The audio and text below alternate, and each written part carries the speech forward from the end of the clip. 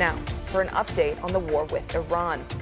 Overnight, tensions are escalating in the Middle East as attacks on energy facilities drive up gas and oil prices.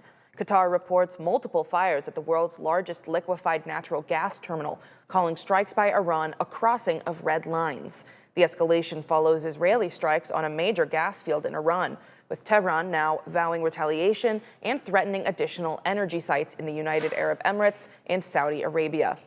These attacks are raising major concerns in the financial markets. The Pentagon has reportedly asked the White House to request more money from Congress to fund the war. National Intelligence Director Tulsi Gabbard testified on Capitol Hill yesterday. She was asked whether Iran posed an immediate threat before the U.S. attacked.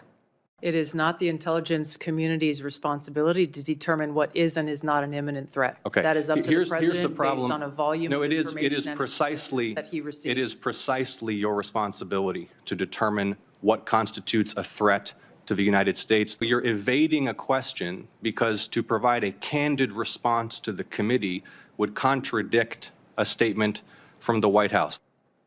Gabbard will be testifying again this morning. Right now, Iran is limiting travel through the Strait of Hormuz, but did you know that the U.S. barely relies on oil that comes through this route? Now, the U.S. is a net exporter of petroleum, which means that our country produces more than we're consuming. According to ABC News, the United States still receives nearly 8 million barrels of oil from Canada daily. A little more than 5% of that number is reported or imported from the Strait of Hormuz, with most of the resources going to Asian markets. Japan gets 95%, China 91%. Many of the countries, South Korea gets a tremendous percentage of their oil and therefore their energy from the Straits.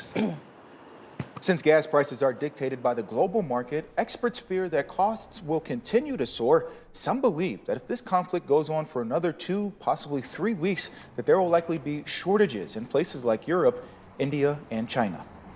Now back in the U.S., here's a look at the current gas prices. So nationally, the average is $3.88. That's more than a quarter than it was a week ago. In Iowa, the price sits lower than the national average at $3.35.